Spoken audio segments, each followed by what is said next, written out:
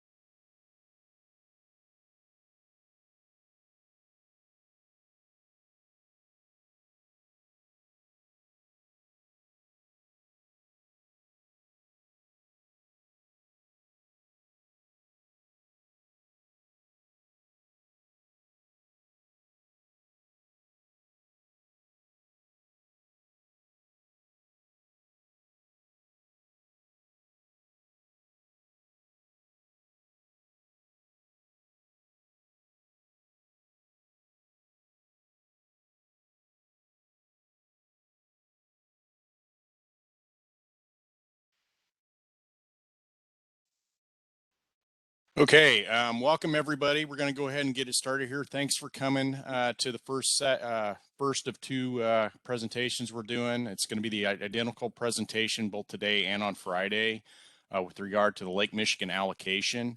We're going to have a few speakers talk to you today. First off will be our Director of DNR, Colleen Callahan. She'll say a few opening comments, and then we'll follow up with a PowerPoint presentation given by Lauren Wobig, Director of the Office of Water Resources, and Jim Casey, the Section Chief for the Lake Michigan section. So no further ado, I'll go ahead and unmute our Director and let her say a few words. Thank you very much, Steve. I will be brief. I simply want to thank our staff for coordinating this outreach today. Our staff knows that foundational to me are 3 C's: communicate, collaborate, and connect. And in our Office of Water Resources, which has the responsibility of letting that water out of Lake Michigan for the needs and use of around 7 million people, it's important that we do this, that we communicate, collaborate, and connect. And if we haven't communicated clearly before, or if we have not collaborated as well as we should, or made the connections that needed to be, that's what is happening now and again on Friday. So I thank you for taking time out of your day to be part of this process. And Steve, thank you for coordinating this.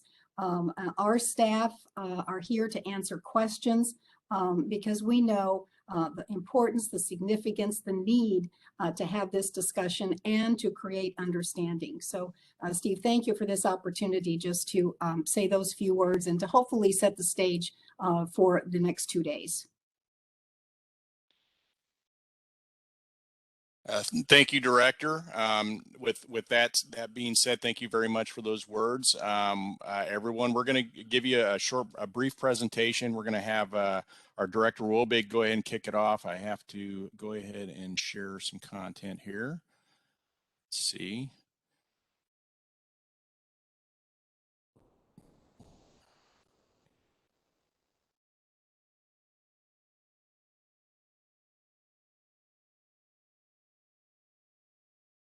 You good to go, Lauren? I am. Thank you, Steve. Well, good morning, everybody. As Steve said, I'm Lauren Wobig. I serve as the Director of the Office of Water Resources within the DNR. I certainly recognize a lot of the names that are participating on today's call, and a number that are new to me as well. So Good morning, and thank you for joining us. So the Office of Water Resources, as you know, is responsible for managing the diversion of the water out of Lake Michigan to a little over 8 million people in northeastern Illinois. And we do that under the provisions provided to us under the Great Lakes Compact, the Level of Lake Michigan Act, and finally our Part 3730 administrative rules, the allocation of water from Lake Michigan.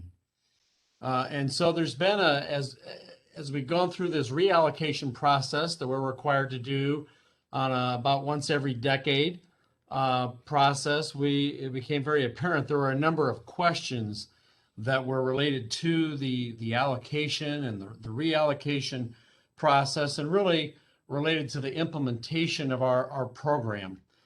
Therefore, we thought it was important to share some of the information about the program and really help educate everybody involved into knowing what's behind that program and really how it functions and how it's there to serve.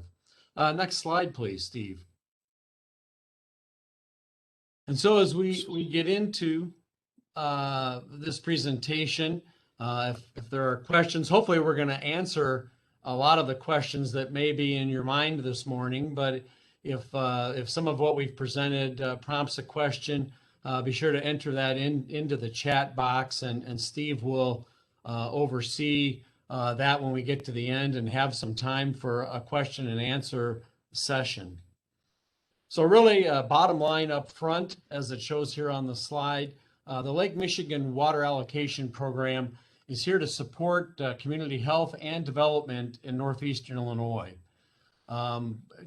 Primarily and chief, and we'll get into this a little bit, the Illinois Lake Michigan Water Allocation Program is there to preserve Illinois' basic right to divert water out of Lake Michigan.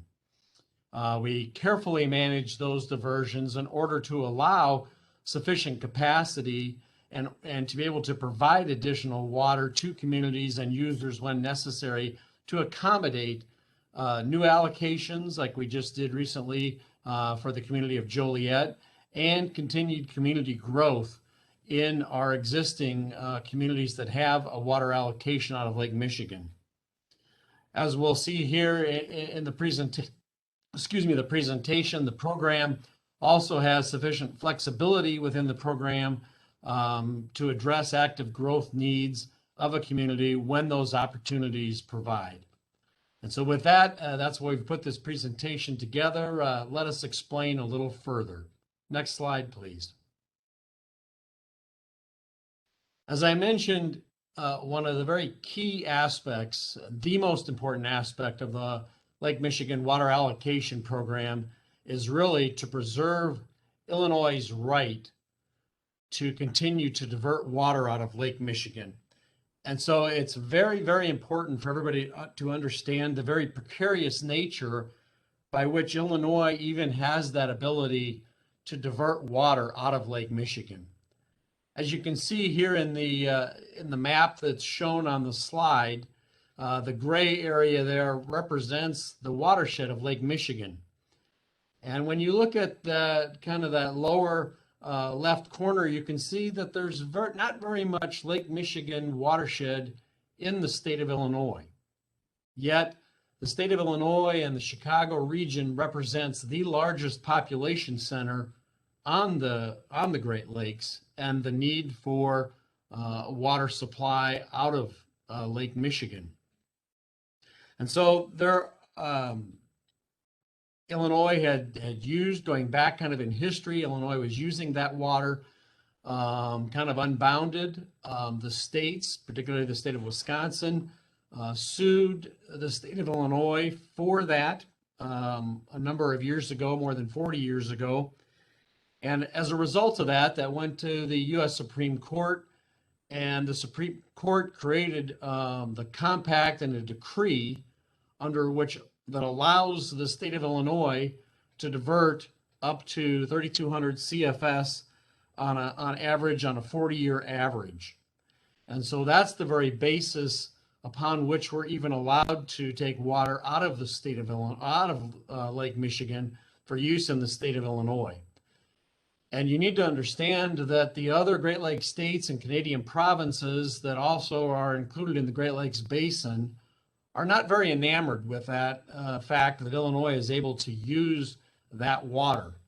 And in fact, not only did they sue us, more than 40 years ago, which created the compact and level of Lake Michigan Act, but they've continued to challenge that ability to divert water out of Lake Michigan. And I know even within my career, and I've been here almost 38 years, I think the state of Illinois has been sued twice during that period, challenging that ability for Illinois to use a drop of Lake Michigan water outside of the Lake Michigan watershed area. So that's why it's very important that we continue to demonstrate to the 7 other Great Lakes states and the 2 Canadian provinces that we are the best stewards we can be of Lake Michigan water and water conservation. And so that is why we need to continue to manage the program very closely and show that we are good stewards of the water that we are allowed, because we do not want to create any sort of a situation that would allow those other states or the provinces to have reason or right to go back to the Supreme Court and demand that allocation and diversion capability be taken away. And so first and foremost, that's why I wanted to start this presentation with that understanding of just how precarious our ability to have that diversion is in the first place, and that there are plenty of entities that stand ready to try and take that away from us should we not be demonstrating the best stewardship and use of that water. And so with that, I would like to turn it over to Jim Casey. As Steve Altman mentioned, our host today, Jim serves as the chief of the Lake Michigan Management Program and oversees the Lake Michigan diversion and water allocation. So with that, thank you for listening to me, and I will turn it over to Jim. Jim, you're now unmuted, so you can start your portion of the presentation. Hi, everyone. My name is Jim Casey. I'm the chief of the Lake Michigan Management Section for the Department of Natural Resources. As Lauren stated, the current diversion is governed by a 1967 Supreme Court decree, which was modified in 1980. This decree limits Illinois' diversion to 3,200 CFS based on a 40-year average. The Supreme Court decree is implemented using the Level of Lake Michigan Act. This act designates the Illinois Department of Natural Resources Office of Water Resources as the agency to regulate the Lake Michigan diversion. The Level of Lake Michigan Act is enforced using the department's Part 3730 rules, which are entitled Allocation of Water from Lake Michigan. Next slide, please. Illinois' diversion is made up of 3 components: domestic diversion, direct diversion, and diverted runoff. Domestic diversion, as Lauren stated, serves Northeast Illinois. We have 217 permittees, and it serves in excess of 8 million people. Direct diversion is Lake Michigan water diverted into the Chicago area water system by the Metropolitan Water Reclamation District of Greater Chicago. And this is used to keep the water system at a navigable level and to keep it in a sanitary state. Diverted runoff is the amount of rainwater diverted from the Lake Michigan watershed by the reversing of the Chicago River. And this can be as much as, depending on weather in a given year, it can be as much as a third of Illinois' allowable diversion. So I guess the point I'm trying to make is that Illinois' diversion is just not domestic water use. There's 2 other components they use, at least probably 2/3 of that diversion. Next slide, please. Okay, Lake Michigan Allocation Program. Any entity wishing to use water from Lake Michigan is required to first obtain a Lake Michigan water allocation permit from the department. The purpose of the allocation program is to allow the department to manage Illinois' diversions and its compliance with the Supreme Court decree. Allocations are issued for permit for a period of 20 to 30 years, depending on available future population demands forecasts by CMAP. All allocations are based on a yearly daily average. Ideally, a permittee allocation would exactly match its water use over its lifetime. When developing allocations, we do not build in a buffer. We don't allocate for drought years or peak day demands. It's an average of your water use over the year. Permittees are allowed to exceed their allocation by an average of 5% over a 5-year period or 115% in 1 year. The current department standard for water loss is 10%. The department does not allocate for non-revenue water exceeding 10%. So if you're a community with water loss is greater than 10% of your water supply, your allocation will not reflect that excess over 10%. Next slide, please. A few of the comments we've received during our reallocation process is concerning the effect of the reallocation on a community's current water supply contracts or future contracts. The purpose of the allocation is to help the department manage Illinois' diversion. The allocations were never meant to be used for creation of water supply contracts. Next slide, please.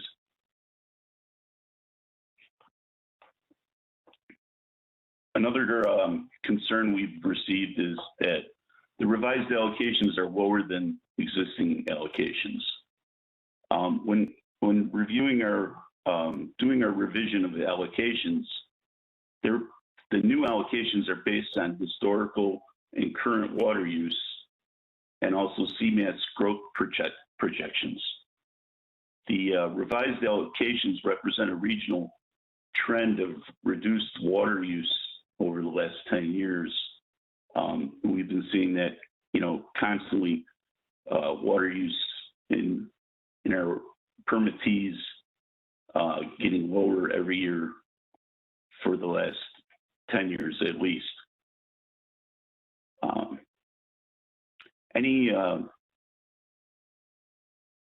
Again, the department does not allocate for water loss exceeding 10% of a community's water supply. Growth in communities over the next 10 years that's not captured in the current reallocation will be reflected in the department's next reallocation. Or a community always has the ability to petition the department at any time for a modification, either an increase or a decrease.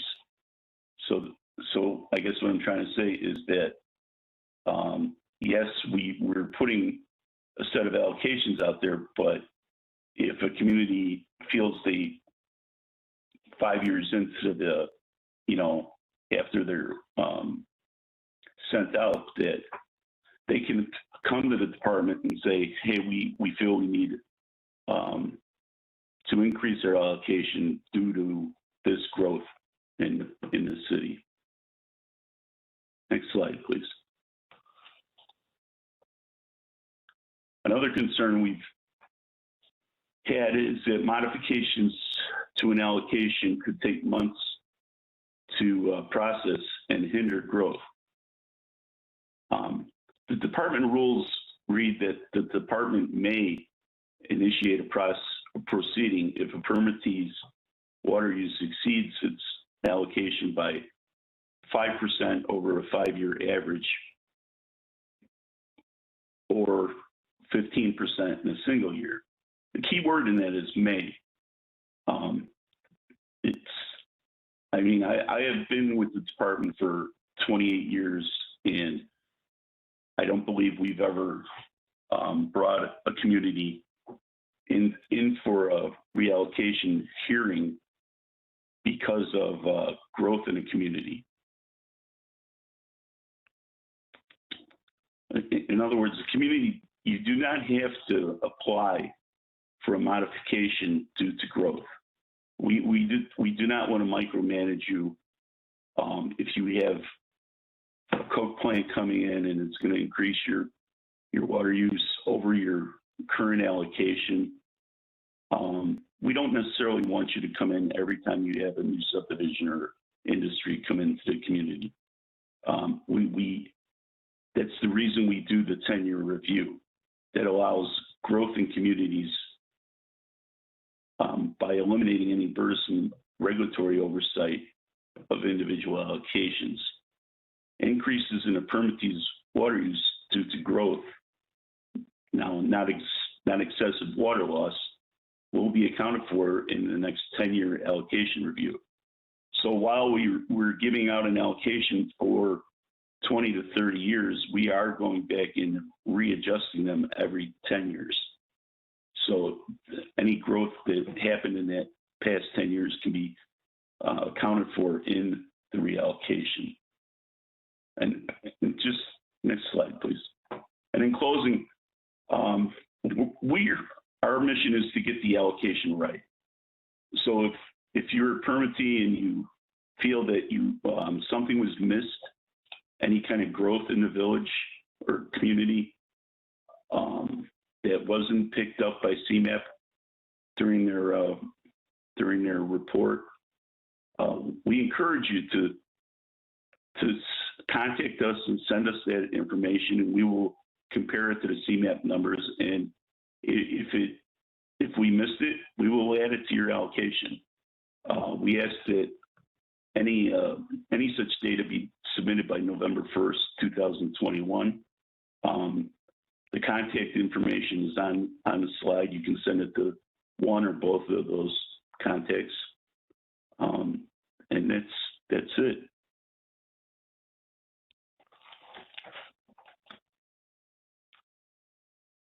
Okay. Thanks, Jim. Thanks, Lauren. I think we're to the point of the webinar where we can start going through some questions here. We have gotten a few shared with me. I was referencing on for Friday. We're doing a very similar webinar on Friday. In fact, it'll be the same content that we just provided. So if you've attended this one, you don't need to come to the one on Friday. Another question is we are going to put these PowerPoints on our website, or this presentation on our website, so you can point people to it because we'll share that information. We have gotten a couple technical questions. We have gotten a technical question. Unmute Jim and Lauren here.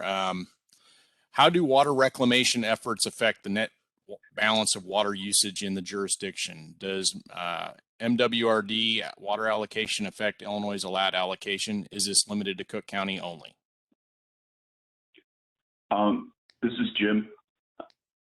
Yes, MWRD's allocation, that was the direct diversion allocation I discussed. That is a part of Illinois' diversion, and the diversion is not broken out in the counties. I mean, it's all of northeastern Illinois, so it's not. Cook County doesn't have a diversion of its own, but yes, the water used by MWRD does count towards Illinois' diversion.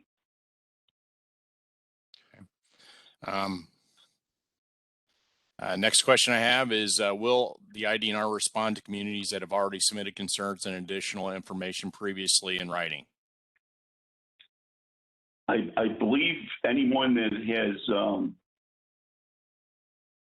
has submitted information has already received an email from Stantec, who is our consultant, which goes over the result of our review of their submitted information and adjusted allocation or not adjusted allocation. Dave Bennett also made a note on there. Okay, we got a next question. You mentioned the city of Joliet. How much of what IDNR is now doing with reference to water allocation is driven by allocation to Joliet? None. This process has been, this is the third or fourth time we've done this process since 1980.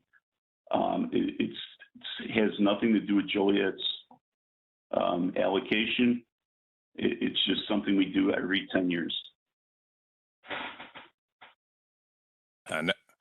Next question I got, when a community exceeds their allocation by more than 15% in a year, how does IDNR respond?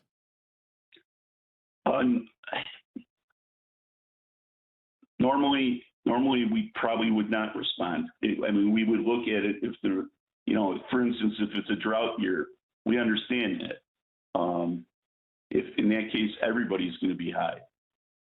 So we're more concerned with the trend, and if it's due to growth, it would depend on the situation. But like I said, in my career, we have never brought anybody in for growth, for a modification proceeding. Okay.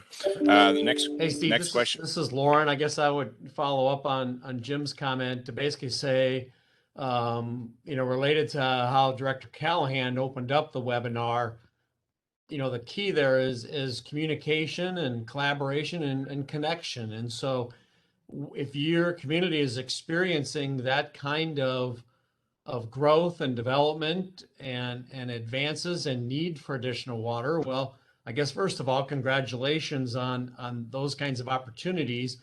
But secondly, just communicate with us. Let us know when that is happening, when those developments, when the faucets are turned on and because of that kind of expansion or growth. And so, as Jim said, the communities can come back in. We can reassess based on those kinds of changed conditions. We don't need to know when every single subdivision is built necessarily, but if you're getting that kind of growth and development that is causing you to get to those kinds of levels, absent a drought year or under normal kind of water year conditions, let us know. Be in communication with us. That's the key there. We're there to work with you, as the slides in the presentation said. Let us know as those things happen, and we can do a reassessment if necessary there, or simply let you know, thank you for that, and we understand now what conditions exist in your community, and maybe that's only a year or two away from the next reallocation, and we'll simply address that in the next reallocation. If it's happening in 2 years from now, then maybe we want to be talking about some reallocation at that point. But so it's kind of a timing thing. But if you're at that level, simply communicate with us. I think that's the message we're trying to deliver today. We're not there to hold hammers over communities' heads. We're there to manage this diversion appropriately, so that as opportunity comes to communities, that we can make sure that we can move forward together. Thank you. Thanks, Lauren. We do have another question. If a community has a development and needs to go over the allocation, is there a written process, or did they just move forward and let DNR determine this in the next reallocation? I think you kind of answered some of this, Jim. If there's something you want to add. Personally, as I said before, we don't want you to come in for every subdivision that comes into the city or industry. If you're more than welcome, like Lauren said, to contact us and talk to us, but 99% of the time we would pick it up in the next 10-year review. Okay. Next question from the city of Elmhurst. Who should we contact if we have not received a response from Stantec? either of the two contacts on the last slide. Okay. So, Jane, you can contact me or Rebecca Connolly of Stantec. Okay. Following up. Okay. Yeah. Who should we contact if we have not received a response from Stantec? Again, you can contact me, James Casey at james.casey@illinois.gov. Okay, we have a follow-up to the MWRD question. Does reclaimed water roll the meter back and build credits against the allocation? Any water that's not sent down the sanitary and ship canal that passes Lockport. Anytime we're under our 30, easier way to say it, every year that we're under 3,200 CFS, we bank the difference. So if we're over the 3,200 CFS, the water comes out of the bank. If we're under 3,200 CFS, that adds to our bank of water. All right. Next question we have is, please explain the process whereby a community may have a potential development that will increase a community's usage.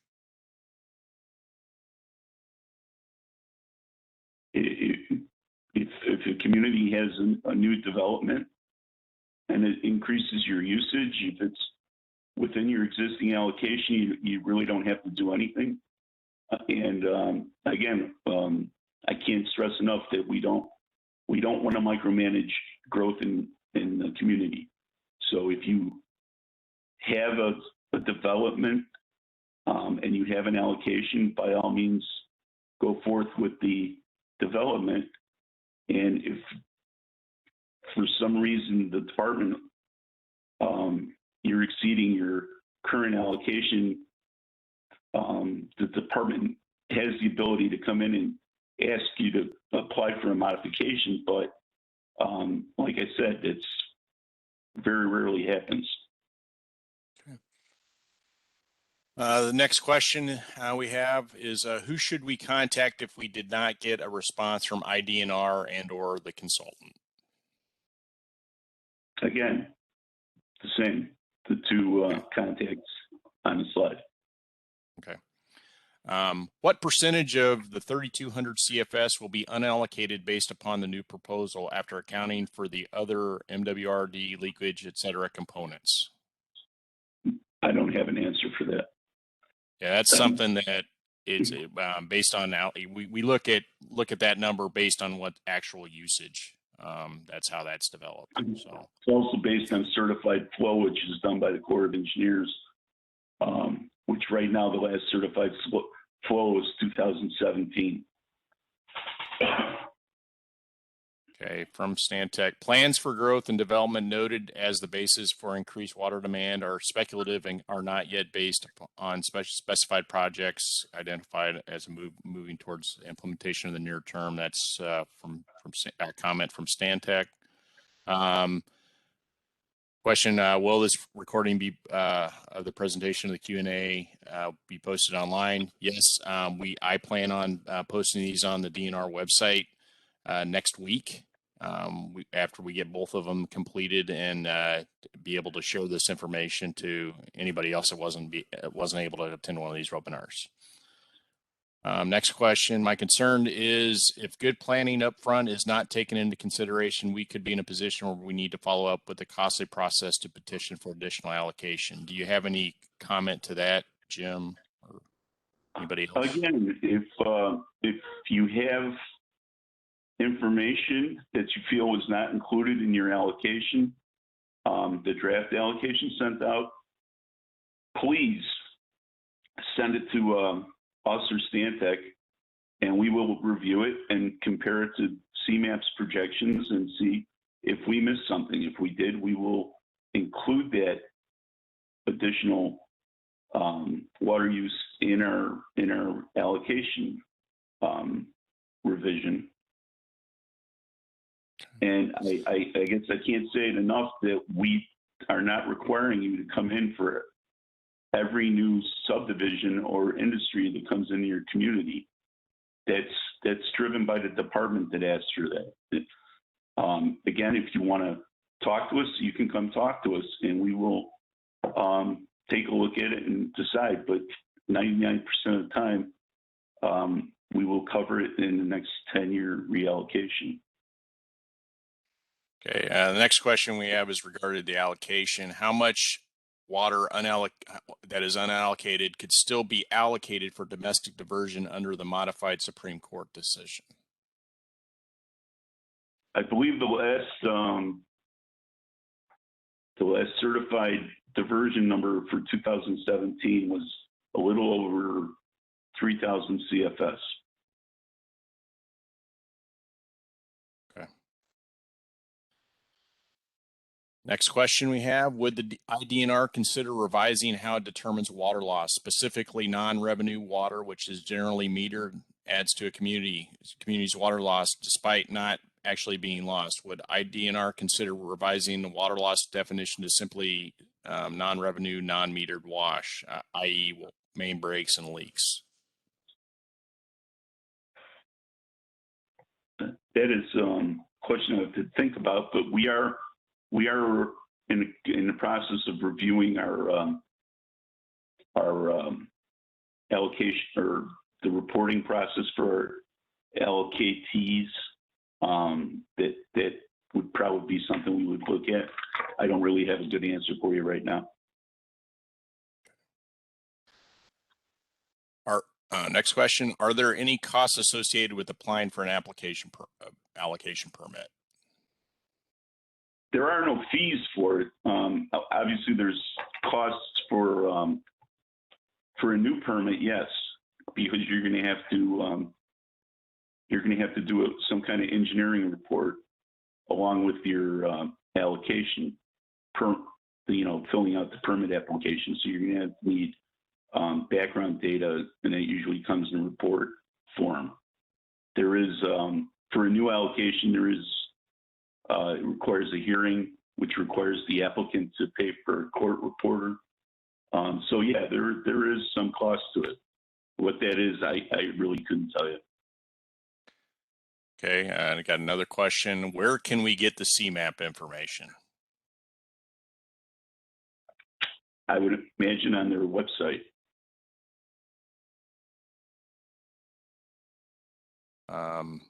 What should a town do if it is in the process of redeveloping a 130-acre parcel, which will result in an increase of water usage when it built out?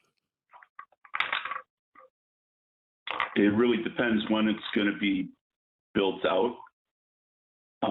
Again, we do not want to see, we don't want towns coming in for every subdivision and every industry that they have come into town.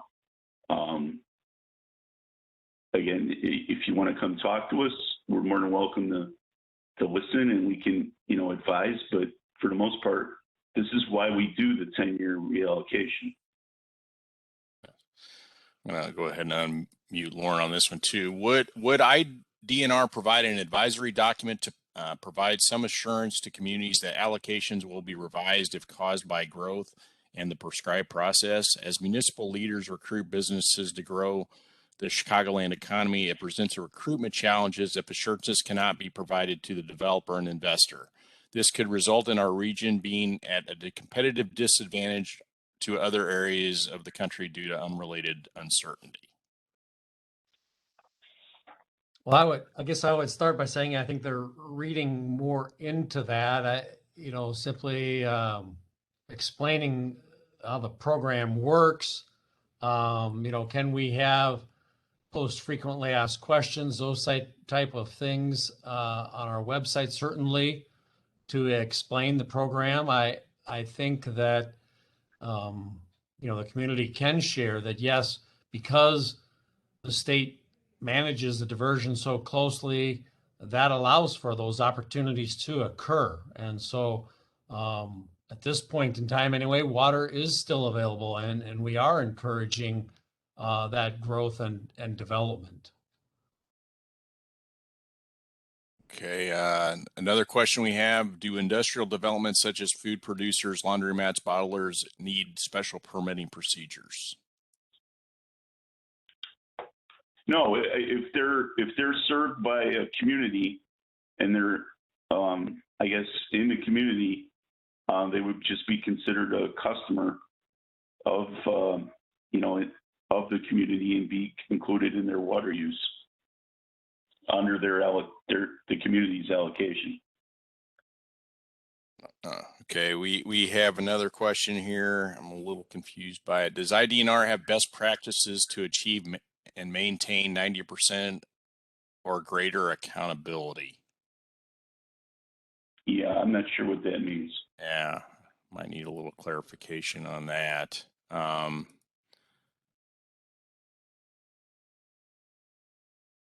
Have we got some more questions? We got, okay, here, we just got one. Jim stated water supply agreements should not be based on water allocations. These agreements are usually very long term and take many years to negotiate and renegotiate. IDNR knows that these allocations are and have been partly part of most supply contracts. So are you saying that we should put our heads in the sand and forget about that going forward? Why can't the process be more gradual and reviewed every 5 years?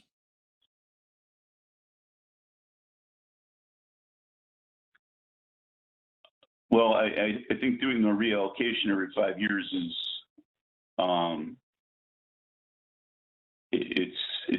it doesn't seem like it's worthwhile to do it every 5 years.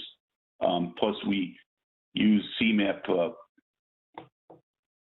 population projections and growth projections that aren't available new ones aren't available every 5 years. So we traditionally have done it every 10 years.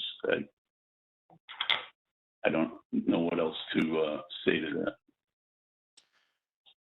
We have had some follow up on that previous question. I think they're trying to look at is that about best, using best practices for reducing non-revenue water. I think that's probably actually Joe just sent that to me. So I believe that's probably a follow up to that question as well.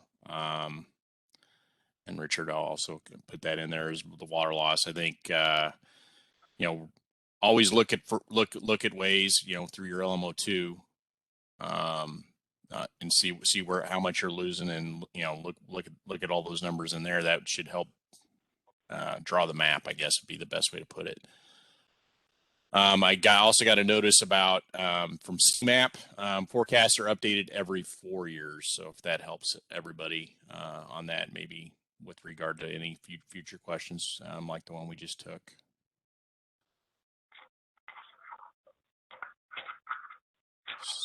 So we got some time to answer some questions.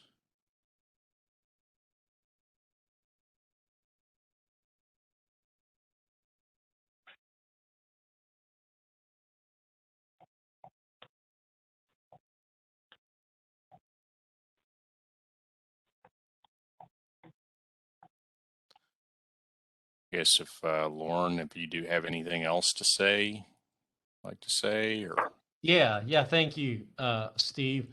I guess a concept that I want to make sure that everybody understands or kind of gets a handle on is that really all of the water allocatees in the region, we need to look at ourselves really as a family, if you will.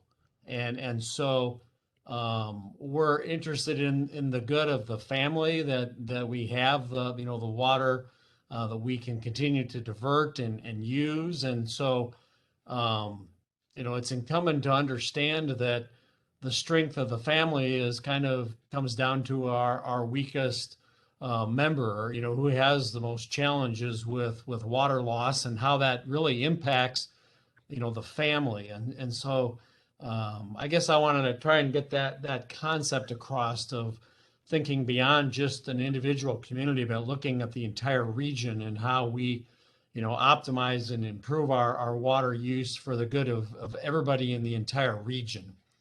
DNR is looking at programs, as Jim mentioned. We're looking at ways to improve our water data collection and how we look at that, maybe separate from just a straight out percentage of loss or non-revenue water that is being looked at.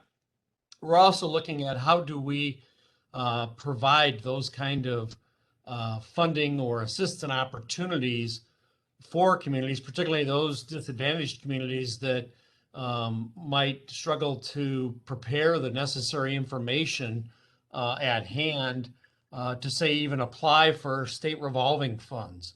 And so we are looking at opportunities and how do we try to put some programs in place to provide that kind of assistance and help all communities in the region to be able to carry out water system improvement plans to reduce that kind of leakage and loss in order to continue to optimize our use and make water available. So know that those kinds of discussions are ongoing in earnest, and how we try to create those opportunities and really provide support for all of the users of Illinois Lake Michigan water to continue to improve our systems and take advantage of funding opportunities that may be in place or be created in the near future as we go forward. Thank you. Okay, we got a question with regard to is the 3200 CFS fixed permanently? That is, Go ahead, Warren. I was just going to say that is set by the compact, the Great Lakes Compact. Again, that some of that results from the suit to the state of Illinois. And is it set in stone? It's set in sandstone. Let's put it that way. Could it eventually ever be changed? Absolutely. If the compact allows for the state of Illinois to make that petition, but it had better be based on a history of very sound water stewardship and demonstrating that we did our utmost to comply with the existing decree and number as it sets in order to make a case if we ever wanted to exceed that. So it's not something that you could enter into lightly. I'm here to tell you, based on my experience and what I know from being involved in the Great Lakes issues, that it would be strongly contested and fought by many other states in the region and probably Canada as well. So without having a strong history of showing very good stewardship of what we were given under the 3200, that would be the only way that we would have a chance to make a case for ever increasing that. So can we under the compact? Yes, but it better be based on a pretty solid history of use and good stewardship of the water we had at hand, and very good justification for why we would ever need to go above that. Thank you. All right, next question with regard to development of the allocation. What census data was used in these calculations, and are the new 2020 census data being taken into consideration? I would ask that Joe Johnson, if he's available. Let's see if I can unmute him.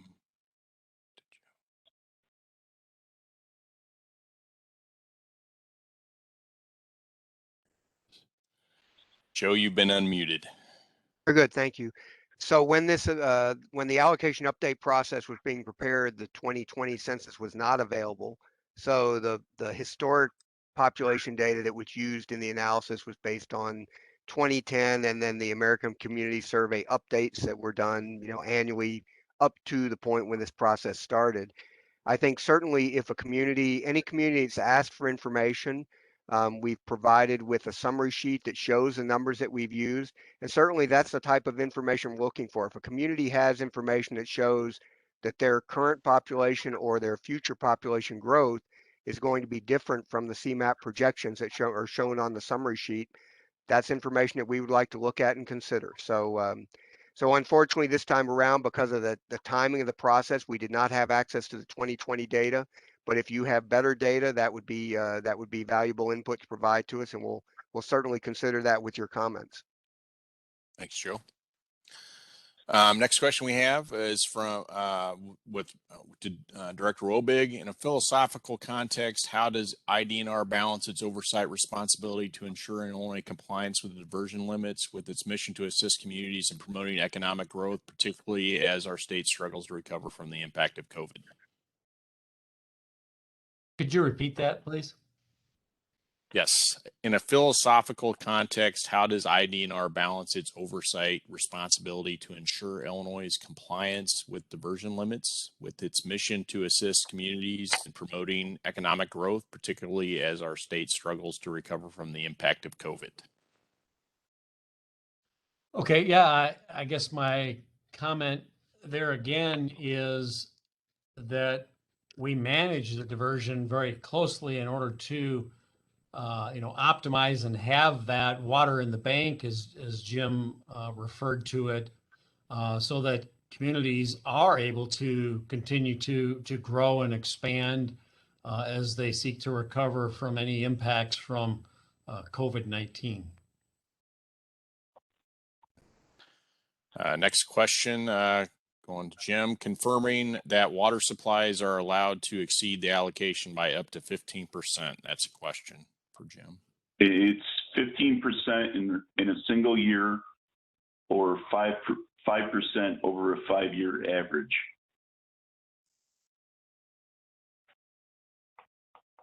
I had a question here. Are the current water allocations for each permittee, along with any change in allocation, available online or on a spreadsheet?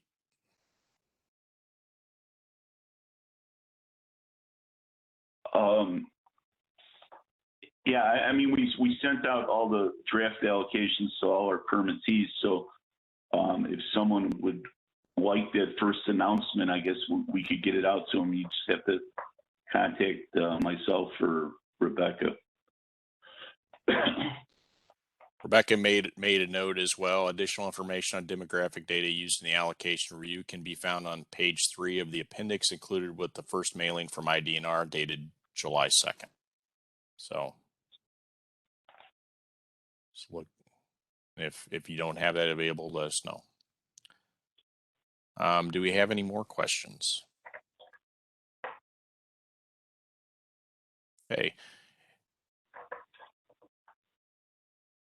It seems, it's comment, it seems contradictory that Illinois lake diversion is very precarious, but the state has ever slowed access. I don't know if it, I guess at this time, we still have water available. So, there may come a time in the future that we would have to readdress issuing new allocations, but it's nothing in the near future. Follow-up question: what is lake availability projected in 20 or 30 years? I don't believe we have that. I mean, I think the big thing is that, with what we do with the Lake Michigan allocation is we're, with our audits with the LMO2s and LMO6s, make sure that, we're trying to get communities to reduce their non-revenue water so that we can maintain that availability.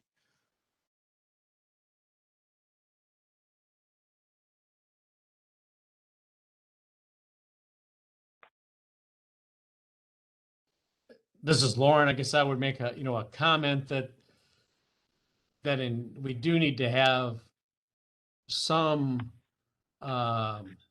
capacity to be able to deal with increased rainfall that we're experiencing in the watershed. And so, as Jim stated, there's kind of those 3 components: the direct rainfall runoff, the direct diversion into the Chicago area waterway system, and then the domestic use. And so when we have years like, and we had here a couple of years ago where we had heavy rainfall that continued a very wet year in the North Branch watershed, that sent us well over our 3,200 CFS just based on runoff alone. So as we continue to see those kind of potential for climate impacts in the watershed, we have to, manage the allocation to have that consideration for those kinds of increases that impact our 40-year average of use under the compact. Thank you.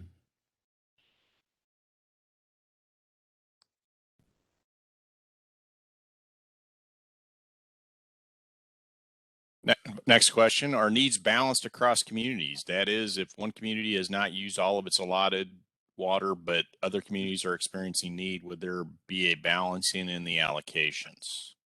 That's the whole purpose of the 10-year reallocation, is to, again, ideally, in a perfect world, when we issue allocations, that community would use exactly that amount through the lifetime of the allocation. So that's exactly the purpose of the 10-year reallocation every 10 years.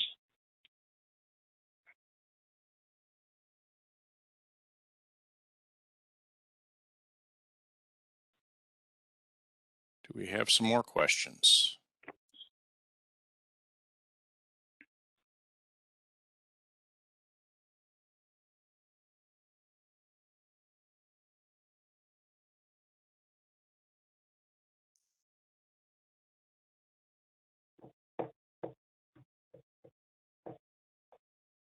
Had a few people drop off the call here. I haven't, okay. Has the department ever taken action against an allocation permit holder for using too much water?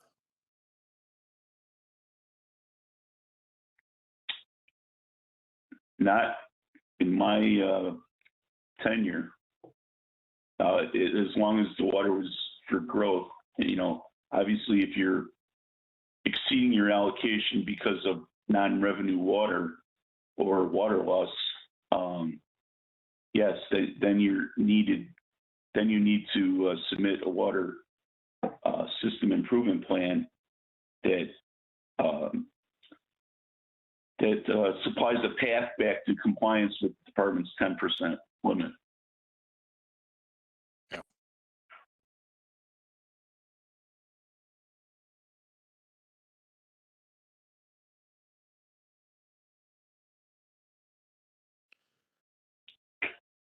Okay, we haven't had, again, anybody, if you've got questions, please put them in the chat.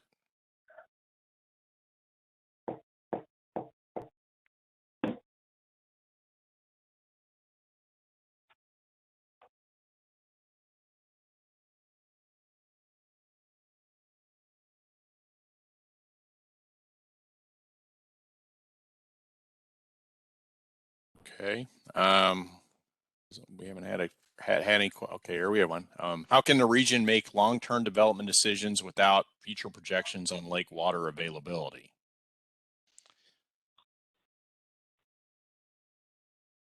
I believe that's why we give out the allocations. I really don't. Warren, you got an answer for that one?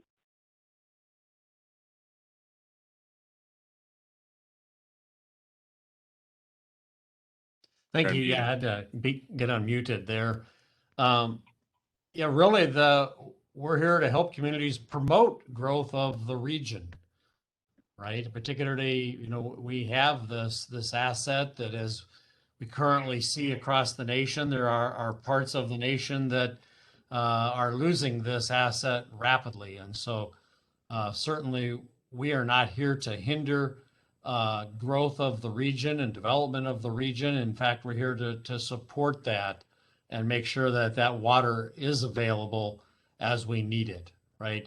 And that's why, in my mind, the water loss becomes so critical, because as our systems continue to age and deteriorate, just the nature of those kinds of systems, our water loss certainly has the potential to continue to escalate should we not pay particular attention to that. So yes, we want to certainly encourage and support bringing all kinds of growth to the area and development for the good of the region and the state.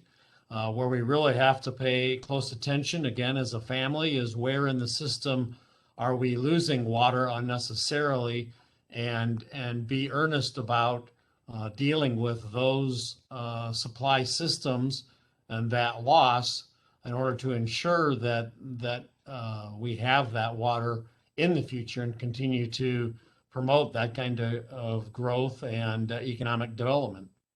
Thank you. Okay, next question.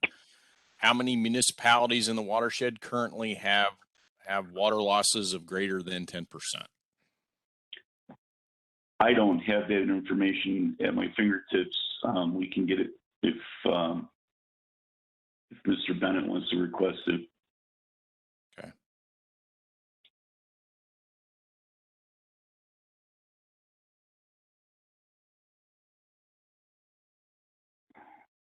We have another comment. So we cannot tell them if so you cannot tell us if we are facing future shortages or not. Couldn't the whole allocation system get challenged and restricted? I would say at this point we are not facing shortages, and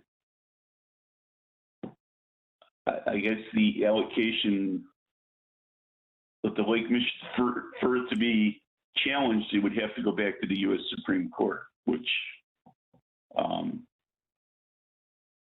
yeah, I'm not going to say that something's not possible, but it's not probable. Okay. Next question we got is the extension of water system into areas of communities currently served by well water considered to be growth?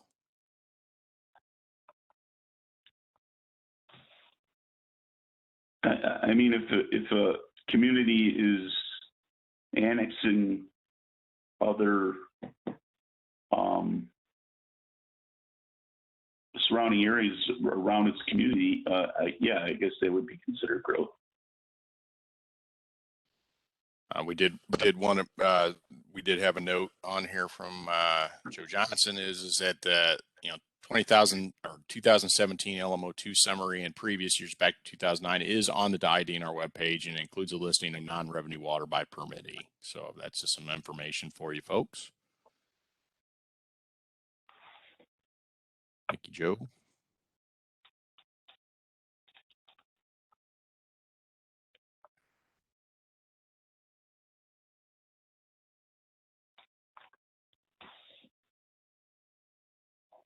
Slowly having, so Lauren, all right.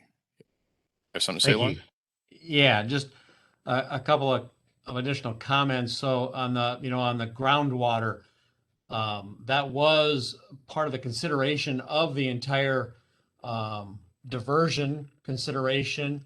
Part of why the diversion was allowed in the first place under the compact was really to get a number of Illinois communities off the deep aquifer.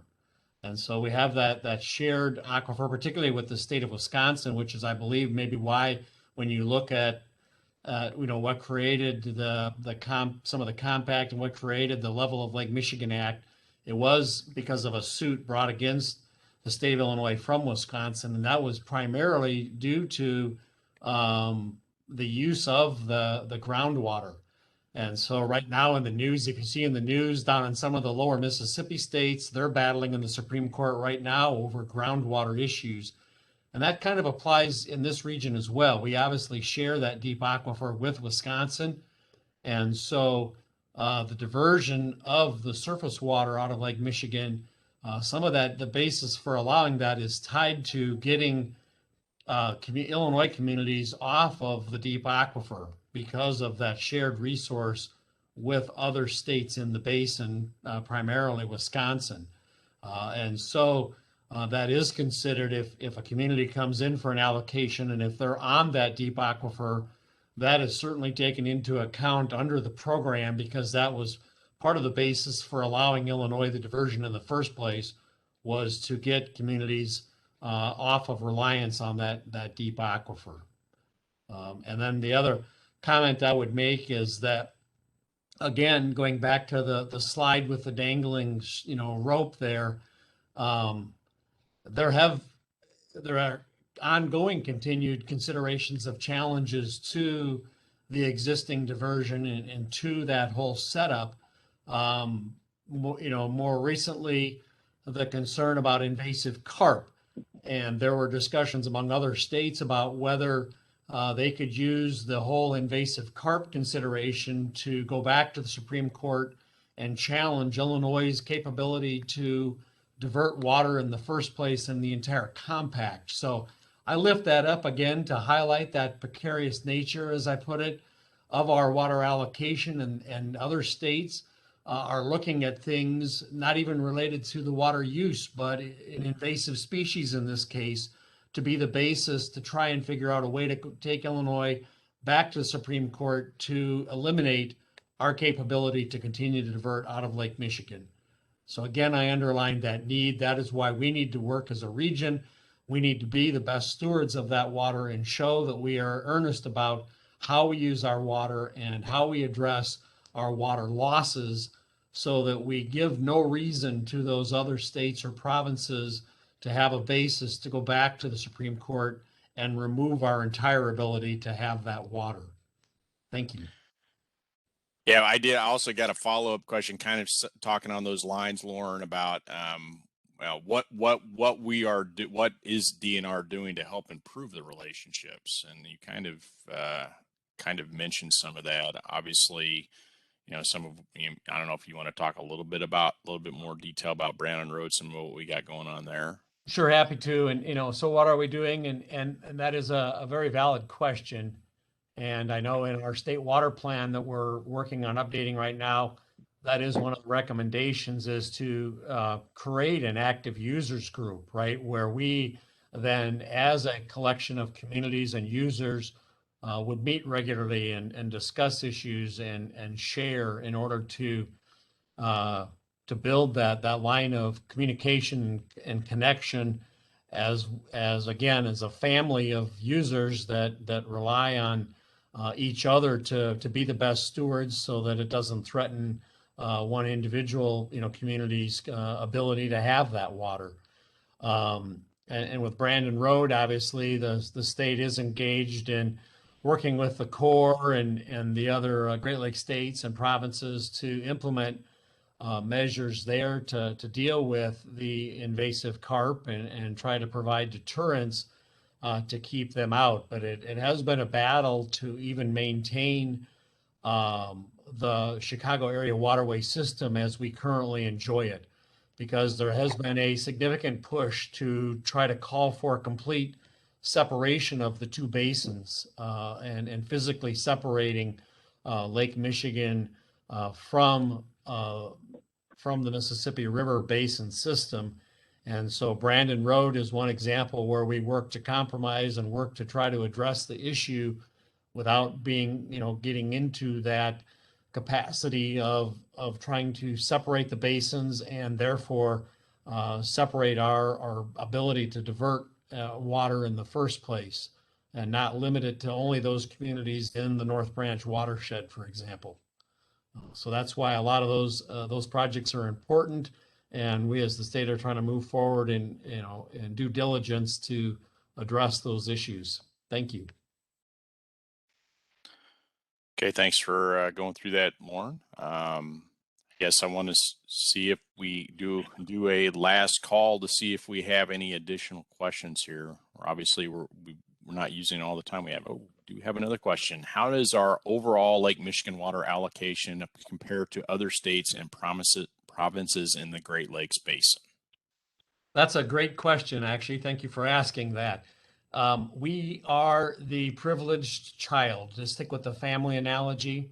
And so no other state has a diversion. But again, I go back to that slide that I showed early on that showed that we have practically no watershed tributary to the Great Lakes, but have the greatest population. So other states um, are responsible for the water that they take. But under the compact, if a community wants water, I'm sure you saw Waukesha in the news a lot and Kenosha, just to pick on Wisconsin. Any other community in the Great Lakes Basin that wants water has to go through a very extensive process, including holding public hearings in every state in the basin and going through a request process that requires the approval of every Great Lakes state's governor for a drop of that additional water. And then, of course, they all have to report, as we do, to each other on the use. But only in Illinois are we granted a specific diversion amount that we are allowed to manage and dole out.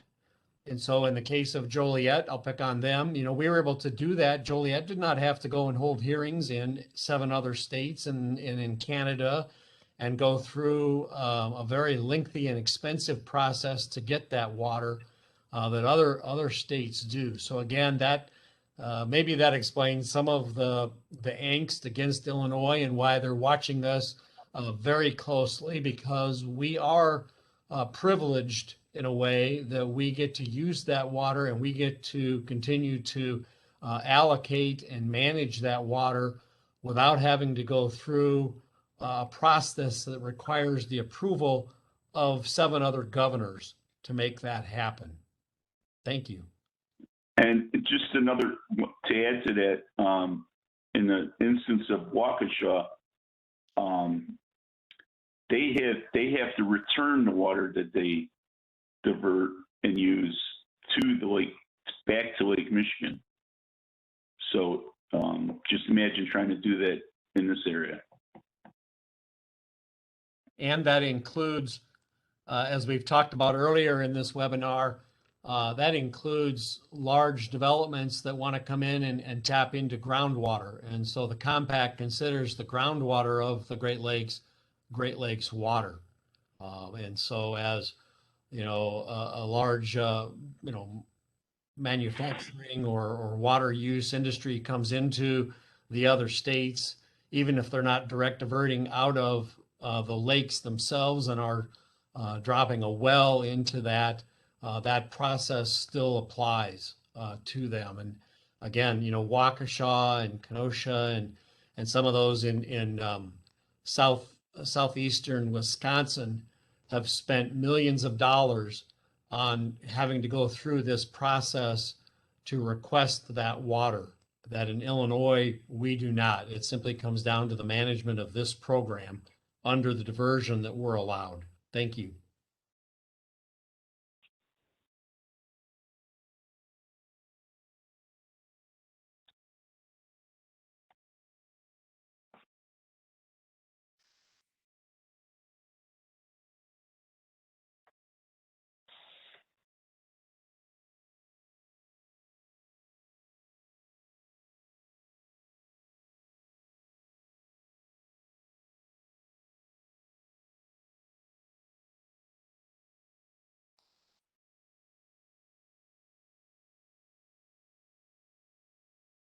If there are no other questions, I guess I would like to be sure to thank everybody for participating. Actually, Lauren, there are other questions. I don't know what I was muted there. If a municipality gets water from another state, example, Hammond, Indiana, does that go against Illinois or Indiana allocation?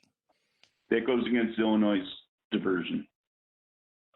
It's where the water leaves the basin. So, yeah, it would be counted against. For instance, Lansing, they buy water from Hammond, Indiana. Their allocation, their water use is counted towards Illinois' diversion. Correct. It's where the water is being used, consumed. Next comment from Dave Cohn. Possibility has been mentioned a couple times that the challenge to the 1967 Supreme Court ruling could result in the High Court rescinding Illinois' ability to divert water from Lake Michigan. Is it really likely that SCOTUS would issue such a ruling telling millions of Illinois residents that they no longer have access to water source upon which they've relied on many, many decades? That's a crystal ball question. I can't speak for the Supreme Court. All I can tell you is that the other states try to make good cases for that. I'm not the Supreme Court, so I can't tell you how they would rule.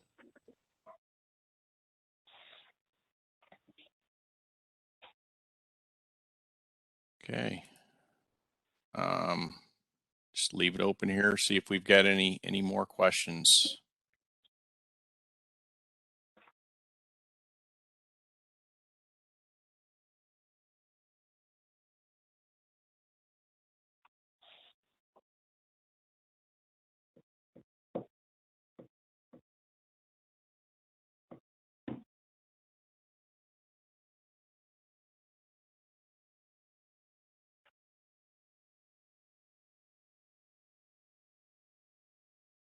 Okay. I guess I would follow up that last comment with the fact that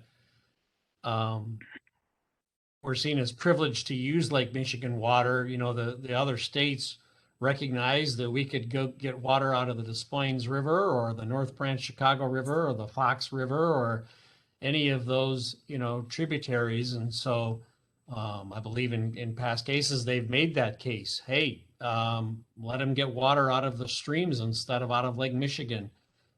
It's a privilege that they're getting to use Lake Michigan water. And so again, those are the kinds of arguments that are made. It's not that you would prevent 8 million people from having water. It's simply they make the case saying they could get other water, not Lake Michigan water. Thank you. Okay, we have a kind of a theoretical question here. Do you believe that the 3200 CFS diversion benchmark is adequate to serve the water supply needs of the region for the next 10 years? Yes.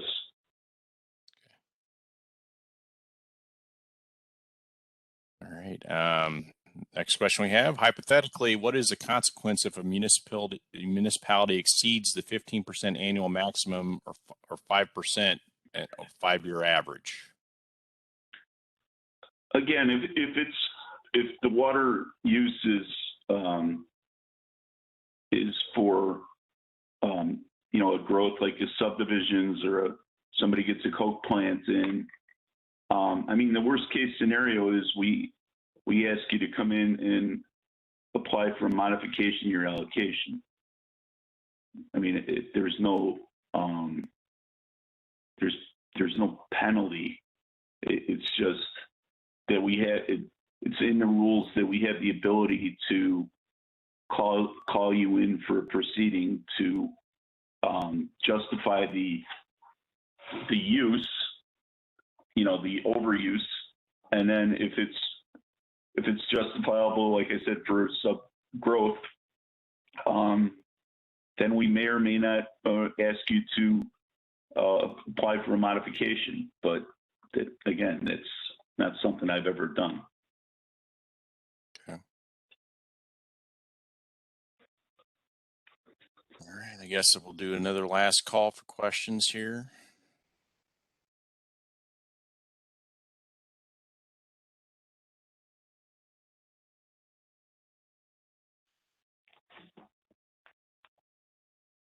All right. We don't have anything else. I think we'll go ahead and adjourn this meeting. It's about 11:20 in the morning on Wednesday. Thank you for everybody spending your morning looking at black boxes with the names in them on a screen, and hopefully you got some information. As always, you can contact Jim, Lauren, or myself if you've got questions about the allocation or other information you wanted to know about the diversion. And with that, I'll go ahead and bid everybody farewell, and we'll see you next time. Thank you.